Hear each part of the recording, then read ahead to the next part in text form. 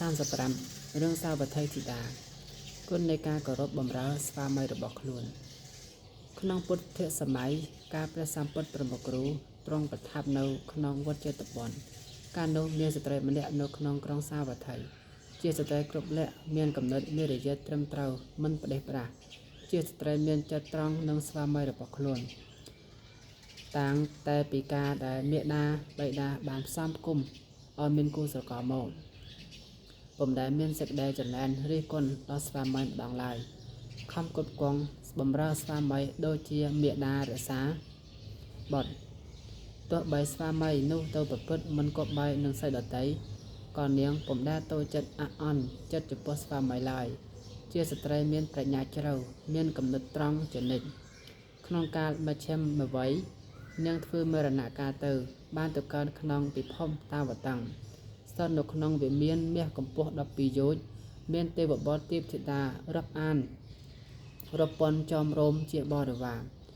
មានអានុភាពក្លៀវក្លាហោះហើរឯដល់អាកាសលឿនជ្រាវជ្រៅមានសំឡេងស្រូចពីរោះថ្លៃគួរឲ្យចង់ស្ដាប់ពួកទេវបុត្រទេពធីតាទាំងឡាយក្នុងឆាការមេសួរទាំងអស់ស្រឡាញ់រាប់អានចូលចិត្តទៅលេងពេញវាមានប្រាសាទរបស់នាងឧបមាដូចជាបក្សីពេញចិត្តនឹងដើមជ្រៃដែលបរិបូរដោយផ្កានិងស្លឹកថ្ងៃមួយព្រះមហាមង្គលាននិមន្តទៅស្ថានត្រៃត្រង់បានឃើញវង្សទេវតាកំពុងចោមរោមវិមានប្រាសាទនោះដូច្នេះហើយក៏និមន្តទៅជិតពួកទេវតាផ្អើលឈូឆរនាងទេពធីតាក៏ចុះទៅថ្វាយបង្គំទៅព្រះមង្គលានមានតរៈដីកាសួរថាមនានាងទេពធីតាអ្នកបរិបោរដោយទេពសេរីនាងបានធ្វើបន់ដោយម្ដេចពីចិត្តមុនបានជាមកកើតក្នុងនេះមានទេវបុត្រទេពធីតារាប់អានចោលម្លេះ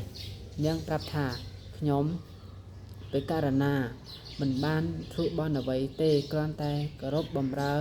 ស្វាមីប៉ុណ្ណោះក៏ថ្លែងប្រវត្តិរបស់ខ្លួនប្រាប់ដល់ព្រះមង្គលានដោយសពគ្រប់លុះចប់ហើយព្រះមង្គលានក៏និមន្តជិះចេញទៅ